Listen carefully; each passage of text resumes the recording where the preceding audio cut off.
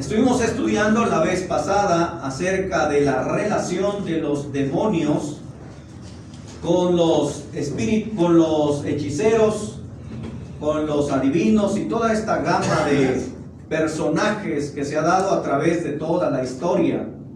Estuvimos estudiando que desde los tiempos del Génesis encontramos que los demonios, los espíritus, no tenían una relación con estas personas, dado que podemos nosotros observar su charlatanería, su falsedad. Podemos nosotros encontrar cómo estos personajes, supuestos agoreros, supuestos adivinos, supuestos hechiceros, magos, sabios, etc., estuvimos viendo cómo no tuvieron la facultad, la capacidad de poder adivinar o hacer cosas extraordinarias. Estuvimos viendo el caso de Faraón en Génesis 41. Estuvimos viendo que estos adivinos no pudieron, supuestos adivinos, no pudieron interpretar el sueño del faraón respecto a las 7 vacas flacas y las 7 vacas gordas. Hasta que vino José, el cual estaba siendo guiado por Dios, el cual estaba siendo ayudado por Dios y recibiendo la revelación directa de Dios. Fue quien pudo interpretar esos sueños. Pero esas personas que supuestamente lo hacían y que adivinaban, y los astrólogos y esas cosas, vemos que no pudieron. Estuvimos viendo el caso de los hechiceros, los magos del tiempo de cuando Moisés va a liberar al pueblo de Israel por mandato de Dios y por ayuda de Dios.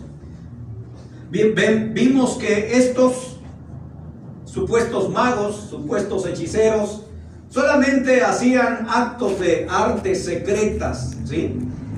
Hacían truquerías, pero no hacían cosas verdaderamente extraordinarias o sobrenaturales.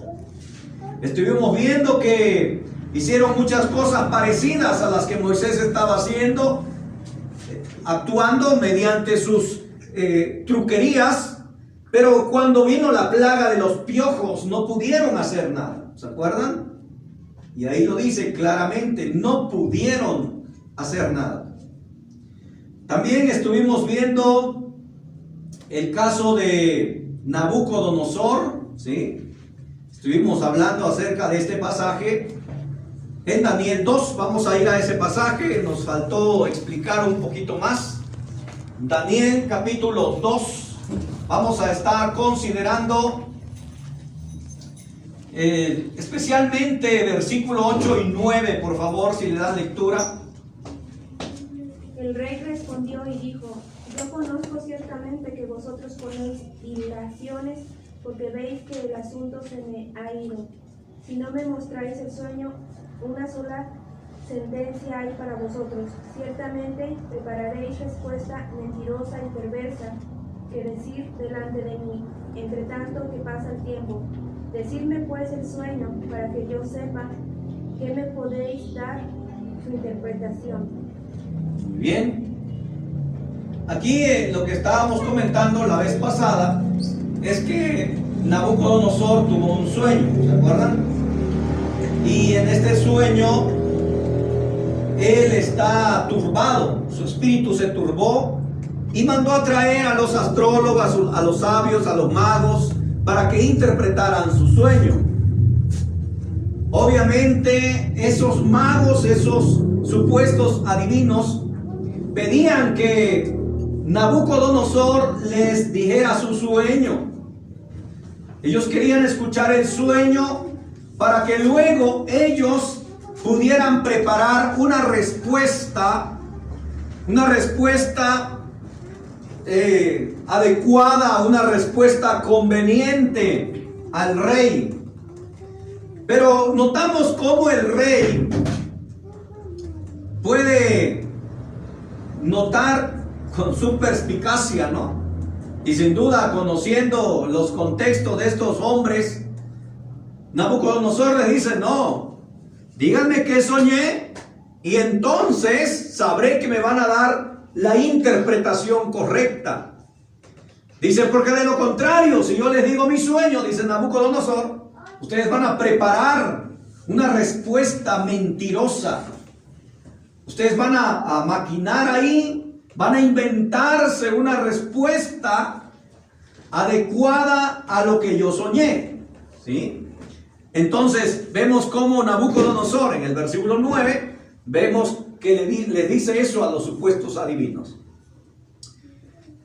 Ahora, nosotros notamos cómo esos hombres insistían que le dieran que les diera el sueño a Nabucodonosor. Pero Nabucodonosor no caía en su juego. Ahora vean lo que ellos dicen, versículos 11 y 12, por favor. ¿Qué dice? Daniel 2. Porque el asunto que el rey demanda es difícil y no hay quien lo pueda declarar al rey, salvo los dioses cuya morada no es con la carne. Por esto el rey con ira y con gran enojo mandó que matasen a todos los sabios de Babilonia. Muy bien. Vean cómo estos dicen que ese caso es imposible, dicen. No se puede. En el versículo 10 dice: nunca antes, dice, se le había mandado algo semejante. Y ellos, mis hermanos, declararon su propia incapacidad, declararon que lo que ellos hacían era netamente terrenal, mis estimados. Porque al momento de decir ellos, mire, leamos otra vez el 11, por favor. Porque el asunto que el rey demanda es difícil y no hay quien lo pueda declarar al rey, salvo los dioses cuya morada no es con la carne. Vean cómo estos hombres dicen y aceptan de manera implícita que ellos conocen solamente lo respecto a ¿qué? A la carne, a la tierra, lo que es natural aquí en este mundo. Ellos declaran que lo que el rey está pidiendo sale de esa esfera, ¿sí? Sale de lo terrenal, sale de lo ordinario, sale de lo netamente carnal. O sea que ellos mismos, mis hermanos, están declarando su incapacidad de poder hacer algo sobrenatural. No sé si me estoy explicando, ¿sí? Es decir que ellos están aceptando su propia falsedad. Ellos están aceptando su propia charlatanería. Ellos están declarando que todo lo que ellos han hecho es netamente terrenal, es netamente carnal, pero no es nada fuera de lo terrenal, ¿sí? Ellos mismos lo están declarando, mis hermanos. Por tanto, podemos decir a plomo y con toda certeza que estos hombres no hacían nada extraordinario. Y mucho menos, mis hermanos, los demonios le están ayudando a esta gente, porque no encontramos por ningún lado a los demonios inmiscuidos en ese asunto, y mucho menos haciéndoles hacer cosas sobrenaturales. Sigamos viendo. Daniel capítulo 5, versículo 8. ¿Qué dice el texto? Daniel capítulo 5, versículo 8. Entonces fueron introducidos todos los sabios del rey, pero no pudieron leer la escritura ni mostrar al rey su interpretación. Ok, ¿qué está pasando acá? ¿Alguien se sabe esa historia? ¿Quién se la sabe? ¿Nadie? Dios le envía un mensaje al rey, ¿no? Ajá. Ok. Bueno, ahí encontramos a este otro rey. Y este rey nos dice en el contexto que había sacado todos los utensilios que habían traído del templo, las cosas sagradas, y empezó a beber en ellos, ¿sí? ya que se puso bien, ¿cómo se dice? Bien feliz, bien borrachito.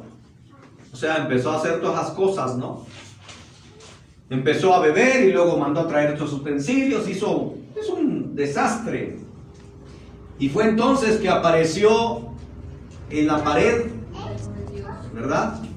Una escritura, Mene, Mene, Tekel, Uparsin, ¿verdad? Y entonces este hombre se turbó y mandó a traer otra vez a los sabios, a los magos, a los hechiceros, a esa gente, a los astrólogos. ¿Y qué hicieron, mis hermanos? No pudieron, dice el texto. Es interesante, ¿eh? No pudieron. ¿De qué se jactan aquellos que supuestamente están poseídos por el demonio hoy en día? ¿Qué es lo que hacen, mis hermanos? Supuestamente, ¿qué hacen los que están poseídos por demonios? Cosas sobrenaturales. Sí, pero hablando sobre este particular, estamos hablando de letras, estamos hablando de un lenguaje. ¿Qué es lo que hacen supuestamente los demonios? Balbucean. Que ellos hablan lenguas. Que ellos hablan en otras lenguas, ¿no? Se ponen a hablar supuestamente en otro idioma, ¿no? Idiomas muy antiguos y supuestamente y hablan al revés y no sé qué tantas cosas hacen, ¿no? Bueno, según esto, si los demonios hacen todo eso y los astrólogos, los hechiceros y esas gentes están siendo guiadas por demonios, y si los demonios tienen estos conocimientos, ¿hubieran podido interpretar las palabras? Sí. Sí, eso es lógico, mis hermanos. Ahora, ¿lo pudieron hacer? No. No lo pudieron hacer. Entonces, mis hermanos, vemos aquí claramente que estos hombres actuaban por su propia cuenta. Ellos, mis hermanos, no estaban siendo guiados por nadie. No hacían cosas sobrenaturales. No pudieron interpretar ese lenguaje, mis hermanos. Y fue entonces, miren versículo 15, por favor. De ahí mismo, Daniel 5. Y ahora fueron traídos delante de mí sabios y astrólogos para que leyesen esta escritura y me diesen su interpretación, pero no han podido mostrarme la interpretación del asunto. Ok, notemos, no pudieron, mis hermanos. ¿Qué eran? Astrólogos, sabios, ¿verdad? Sí, supuesta. Bueno, ¿qué estamos probando, hermanos? Para los que se están apenas acoplando a esta clase, estamos probando que los demonios no han tenido ni tienen relación alguna con los hechiceros, con los adivinos, con los agoreros, con toda esta gama de personajes, brujos, nigromantes, etc. Estamos probando a la luz de la Biblia que los demonios, que los espíritus malos no tenían injerencia alguna en los asuntos de estas personas. ¿Por qué estamos hablando de eso? Porque lamentablemente existen muchas personas, y tristemente cristianos también, que tienen la idea que los demonios están detrás de los brujos, están detrás de los supuestos adivinos, están detrás de los hechiceros y están detrás de toda ¿cómo se llama? La magia negra, ¿no? Muchos cristianos piensan así, mis hermanos. Yo no sé, algunos de ustedes, o no sé cuál sea su postura, pero muchos tienen la idea que los brujos tienen pacto con el diablo, que los nahuales existen, que los hechiceros, que los supuestos adivinos, Madame Sassou, Walter Mercado y todos ellos, ¿cómo se llama esta otra ingrata? Mónica, ¿sabe qué? ¿Cómo se llama? Monividente. Monividente, ¿va? Monividente, tiene pacto con Satanás. Mis hermanos, lamentablemente hay quienes piensan así. Ahora, estamos probando, fíjense bien, acuérdense, a la ley y al testimonio. Lo que el texto dice. Hemos estado viendo y haciendo un recorrido desde el Génesis de estas personas, supuestos magos, adivinos, astrólogos, hechiceros, etcétera, que hacían cosas supuestamente sobrenaturales, y estamos descubriéndolos que no es así. No hacían nada extraordinario, mis hermanos. Lo único que hacían era hacer truquerías, hacer artes mágicas, por decir, y mágica no me refiero a sobrenatural, sino que a lo que causa a la visión del humano. Son trucos son trucos como ahora los magos que tienen sus secretos, ¿verdad? Para hacer tal o cual cosa. Ándele, exactamente. De hecho, la vez pasada, ¿se acuerdan que decíamos que cómo hacen desaparecer un elefante? Hacen desaparecer un montón de cosas, hasta el dinero de la gente. Más eso, ¿no? Eso lo hacen desaparecer bonito. Y vemos que a la luz de la Biblia, mis hermanos, estos hombres no tenían ninguna clase de poder sobrenatural. Porque aquí lo vemos. ¿Sí o no? En un momento, fíjense bien, en el caso de Daniel, en el caso de Nabucodonosor, los astrólogos, los magos, etcétera, ¿qué le dijo Nabucodonosor? Si no me lo adivinan, le va a ir mal. Lo voy a matar, dijo Nabucodonosor. ¿Acaso no era el momento exacto, mis hermanos, para poder mostrar el poder de este demonio? Digo, si los demonios tenían injerencia con ellos. Claro. Estamos hablando que está en juego su vida, está en juego su condición, está en juego su reputación, está en juego todo, mis hermanos. Hasta la propia vida estaba en juego. Sin embargo, vemos a estos hombres incapaces de poder realizar esa interpretación. ¿Por qué? Porque eran simples mortales. No estaban siendo guiados por nadie ni ayudados por nadie. Eran charlatanes, eran falsos, mis hermanos. Miren lo que dice Ezequiel capítulo 12 y el versículo 24. Noten lo que dice el texto. Ezequiel capítulo 12 y el versículo 24.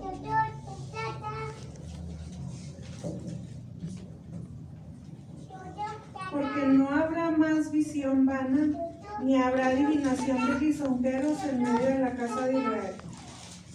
No habrá más, ¿qué dice? Visión vana, dice. Vana, mis hermanos, era algo hueco, algo inservible, algo que no está, ¿sí? Algo vano, vacío, sin efecto, sin ninguna clase de poder. Y Dios, mis hermanos, a través de Ezequiel habla de que no habrá más visión vana, ni adivino, ¿qué dice? Lisonjero. ¿Saben ustedes lo que es lisonjero? No. ¿No? ¿Alguien sabe qué es lisonjero? Que adula Okay. Que te dice lo que quieres escuchar. Así es un adulador, ¿verdad? Es uno que le dice, que endulce el oído, uno que quiere, que habla lo que aquel quiere oír, ¿no? Ahora, noten cómo dice, adivino lisonjero. O sea, no es un adivino real, es un adivino lisonjero. O sea, es una persona que supuestamente adivina, una persona que con toda su verbosidad, con toda su lisonja, mis hermanos, envuelve, enreda a las personas, ¿sí? Y esto es lo que hacen los supuestos adivinos, mis hermanos. Esto es lo que hacen, envuelven, enredan a la gente, ¿no? Lo hacen de tal manera que, en verdad, la gente suelta su dinero y a manos llenas, Nada de que anda ahí regateando, no. Los envuelven de tal manera que dicen, no, hazme tanto y vas a ver cómo te libro. Claro que sí, ahí te va. Y ahí te va la propina, ¿no? O sea, esto es tremendo, mis hermanos. Adivinos lisonjeros. Todas estas personas de las que estamos hablando eran simplemente charlatanes, mis hermanos. No tienen poder alguno. Sigamos viendo, ahora vamos al Nuevo Testamento. Vamos a ir a Hechos capítulo 8 y vamos a leer el versículo 9 al 13, por favor. Hechos capítulo 8, versículos 9 al 13. Pero había un hombre llamado Simón que antes ejercía la magia en aquella ciudad y había engañado a la gente de Samaria, haciéndose pasar por algo grande. Al 13, ¿no? A este oían atentamente todos, desde el más pequeño hasta el más grande, diciendo: este es el gran poder de Dios. Y le estaban atentos porque con sus artes mágicas les había engañado mucho tiempo. Pero cuando creyeron a Felipe y que anunciaba el evangelio del reino de Dios y el nombre de Jesucristo, se bautizaban hombres y mujeres. También creyó Simón mismo, y habiéndose bautizado estaba siempre con Felipe, y viendo las señales y grandes milagros que se hacían, estaba atónito. Ok, noten por favor, vamos a echarle un vistazo a este pasaje. Bueno, primero encontramos a este hombre llamado Simón el Mago, ¿no? ¿Qué hacía? ¿Ande? Era un mago. Era un mago, ¿verdad? Dice que ejercía sus artes mágicas, dicen. Y dice que se hacía, ¿qué dice? Había engañado mucho. Ajá. Pero dice que se hacía, ¿qué? Pasar, ¿por quién? Por algún grande. Por algún grande. ¿Qué es cuando alguien se hace pasar por algún grande? ¿Qué es eso?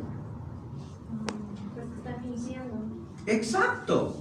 Está fingiendo. Está engañando. Y eso, de hecho, ahí lo dice claramente. Había engañado a esa gente por mucho tiempo. ¿Sí? Se hacía pasar por algún grande, dice. Había engañado, ejerciendo sus supuestas artes mágicas. Ahora, notemos qué está pasando. Bien, llega Felipe. ¿Se acuerdan de Felipe? ¿Quién era Felipe? Había recibido la imposición de manos por los apóstoles en Hechos 6. Era uno de los diáconos que fue elegido. Y entonces él va a Samaria y él empieza a predicar y empieza a llevar a cabo grandes señales y prodigios. La gente empezó a ver el respaldo de Dios sobre él.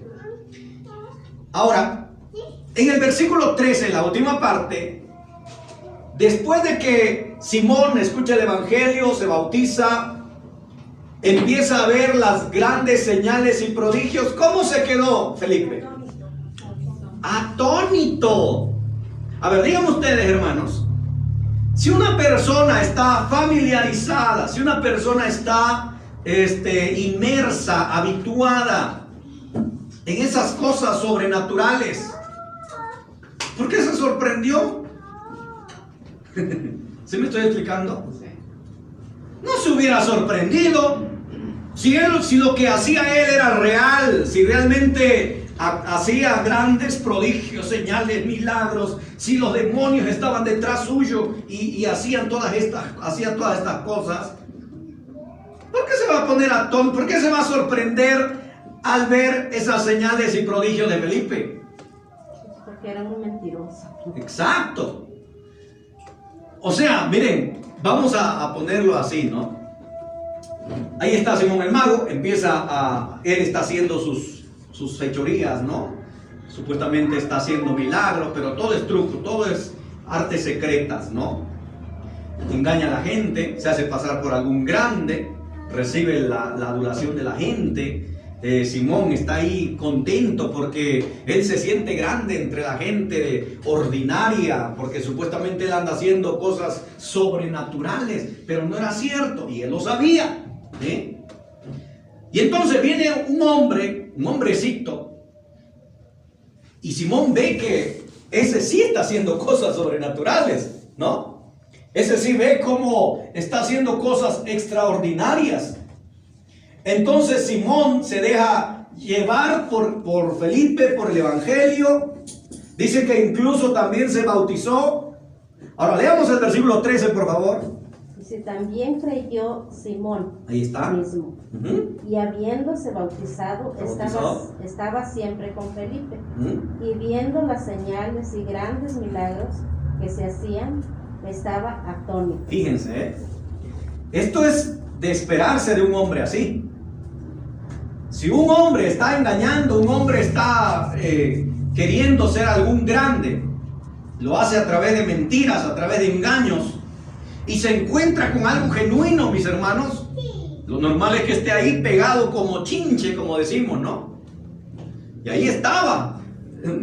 Es más, por todo esto, no sé qué tan fidedigno fue su arrepentimiento, ¿no? No sé qué tan real fue el hecho que se bautizara, ¿no? Pero bueno, dicen que se bautizó. Ahora, dice que estaba siempre con Felipe. Y ahora sí él veía hacer prodigios, milagros, señales, grandes milagros. Y este hombre, mis hermanos, estaba atónito. Atónito significa sorprendido, maravillado. Una persona que está totalmente maravillado de las cosas que está mirando. Y así está ese hombre. Otra vez, si ese hombre estaba acostumbrado a lo sobrenatural y a lo extraordinario, ¿por qué se habría de sorprender? Sería algo tan natural, ¿no? Yo los hacía mejor, ¿no? Échate fuera de monte. Sí, facilito.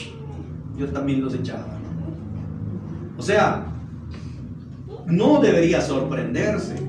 Sin embargo, mis hermanos, está atónito. Lo cual entonces nos lleva a concluir, y por todo lo que dice el pasaje, que este era un charlatán, mis hermanos. Ahora, tan es así, fíjense bien, sigamos leyendo, versículo 14 en adelante. Cuando los apóstoles que estaban en Jerusalén oyeron que Samaria había recibido la palabra de Dios, enviaron allá a Pedro y a Juan, los cuales, habiendo venido, oraron por ellos para que recibiesen el Espíritu Santo, porque aún no había descendido sobre ninguno de ellos, sino que solamente habían sido bautizados en el nombre de Jesús. Entonces les imponían las manos y recibían el Espíritu Santo. Sí. Cuando vio Simón cuando vio que por la imposición de manos de los apóstoles se daba el Espíritu Santo, les ofreció dinero, diciendo, dadme también a mí este poder, para que cualquiera a quien yo impusiere las manos reciban el Espíritu Santo. Ok, hasta ahí. Vean cómo ese hombre está pidiendo esto, ¿no? Cuando él ve que por la imposición de manos se daba el Espíritu Santo. Ahora, esto está hablando del poder del Espíritu Santo, del poder sobrenatural, ¿sí? Acuérdense que el bautismo en agua es una cosa y el recibir el poder del Espíritu Santo es otra cosa. Esto sucedía en aquellos días, dado que la iglesia estaba en sus inicios. Así que eran bautizados en agua y luego, por la imposición de las manos de los apóstoles y por voluntad del Espíritu Santo, recibían poder del Espíritu Santo aquellos quienes recibían la imposición de manos. Es lo que aclara ahí el texto, porque no había venido sobre ellos el Espíritu Santo, o sea, no habían recibido el poder del Espíritu Santo. Cuando Simón ve que a través de la imposición de manos aquellos recibían poder, ¿qué hizo Simón, mis hermanos? Le pidió a los apóstoles, es más, quiso negociar. ¿Ven lo que le dice a ellos? ¡Hey! Denme también a mí este poder, dice. A ver, Simón, espérate un poquito. ¿Para qué quieres algo que ya tienes? ¿Sí me explico? O sea, si él ya hacía todas estas cosas, vamos a hacer la suposición. Vamos a decir que sí, él hacía todas estas cosas sobrenaturales desde el versículo 9 al versículo 13. O sea, que hacía artes mágicas y no sé qué tanto rollo dice ahí. Entonces, vamos a suponer que ya lo hacía, ya tenía el poder. ¿Para qué está pidiendo más? ¿Para qué está pidiendo algo que ya posee? Por supuesto, mis hermanos, que no tenía nada. O sea, todo lo que él hacía de los versículos 9 al versículo 13 era engañar, era charlatanería, era falsedad.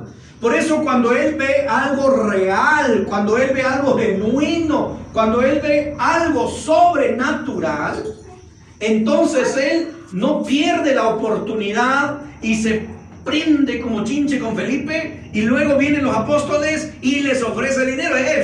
Vamos, ¿cuánto y por qué tanto? Échenmelo. ¿No? ¿Sí o no? Es lo que está pasando. Pero volvemos al punto. ¿Por qué pedir algo que ya tienes, Simón? Bueno, por supuesto que no lo tenía. Él era solamente un charlatán, un falso, mis hermanos, como lo hay hasta el día de hoy. Hoy en día existe un montón de personas llevando a cabo estas prácticas. Los brujos, los hechiceros, los supuestos adivinos, Moni Vidente, Madame Sassou, Walter Mercado y entre otros. No sé si todavía vivan estos, ¿eh? Ya se murió. ¿Ya se murió? Ah, bueno, ya se murió. Bueno, ¿y sabría cuándo iba a morir? Sin duda que no. Encontramos, mis hermanos, un montón de gente que supuestamente hace todas estas cosas. Hermano, de favor, ¿podría explicarme cuando Saúl va a ver a una hechicera? ¿Qué tipo de hechicera era ella? Porque ella sabía que no debía, que había un mandato, ¿verdad? Que estaban destinados a la muerte.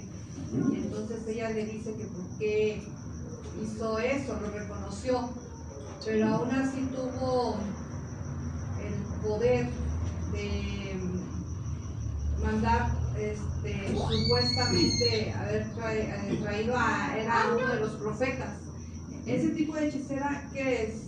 Ok, bueno, de hecho vamos a hacer una exégesis de este pasaje más adelantito, pero de antemano podemos decir claramente, es primero de Samuel 28, y encontramos acá efectivamente a la pitonisa de Endor, ¿sí? Era una hechicera.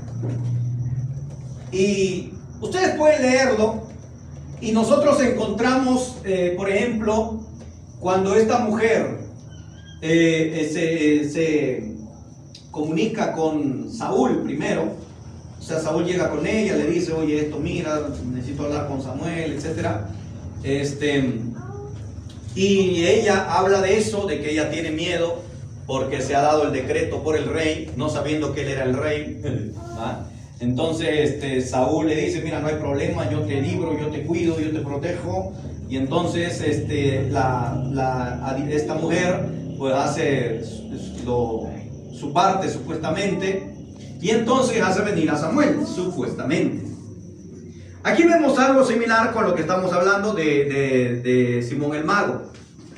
Alguien que está inmerso en esas cosas, alguien que está acostumbrado a traer y regresar a muertos, ¿se espantaría, hermanos? Y ella se espantó. De hecho, ustedes lo pueden leer allí en ese capítulo.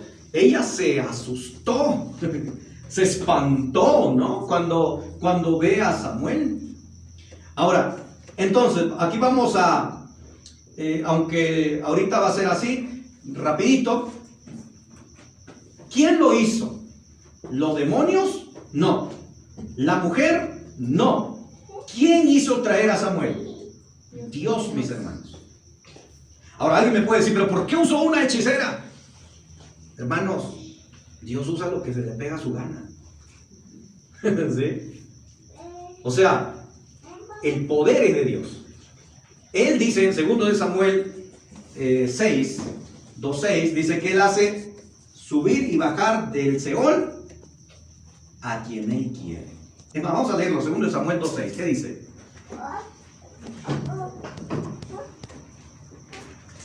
¿Qué dice? Ahora pues Jehová haga con vosotros misericordia y piedad, y yo también os haré bien por esto que habéis hecho. No, no sé si- 2 de Samuel 2:6. A ver, primero de Samuel 2:6.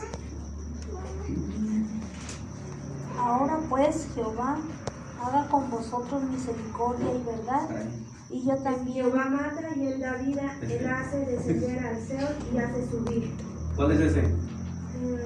Primera de Samuel 2:6. Ok. Ah, primero. Primero de Samuel 2:6, ¿ok? Me equivoqué por un libro. Ok, entonces, primero de Samuel 2:6. ¿Qué dice el texto? Del Señor viene la muerte y la vida. Él nos hace bajar al sepulcro, pero también nos levanta. Ok. Él hace subir, bajar a quien Él quiere, dice esta versión, ¿no? Ok, entonces, mis hermanos, ¿quién hizo subir a Samuel? Dios. Así como hizo también hacer transfigurar a Elías y a Moisés en los días de Cristo, ¿se acuerdan? Así como hizo también revivir a Lázaro, al hijo de la tsunamita y a un montón. Él hace subir y bajar a quien Él quiere. Quien tuvo el poder de hacerlo fue Dios, mis hermanos. La hechicera no. Ahora, esto tenía un propósito, que era que se cumpliera la palabra de Jehová. Que el día que pasara eso, el día que viera por última vez a Saúl iba a morir. Entonces, mis hermanos, encontramos que se cumple en este sentido el poder de Dios. Pero Él es quien lo hace, no la mujer. La mujer se asusta, la mujer pega un clamor. Si alguien está acostumbrado a eso, mis hermanos, ¿por qué asustarse? Disculpen, yo tengo otra duda acerca de la mujer cuando llega Pablo, que llegan a conocer a Juan, tu hermano, cuando llegan y la mujer empieza a dar voces. Hecho 16, Y dice espíritu de ahí, adivinación. tenía espíritu de Así es. adivinación. ¿A qué se refiere eso? Ok, ahorita vamos a seguir con ese. Bueno, entonces, aclarando 1 Samuel 28, encontramos que la mujer no hizo en realidad nada, sino que fue el poder de Dios, ¿sí? Ahora, Dios, en este sentido, como decíamos, Dios utiliza aún las cosas malas para llevar a cabo sus propósitos buenos, ¿sí? Y Dios hace uso de lo que Él quiere, ¿no?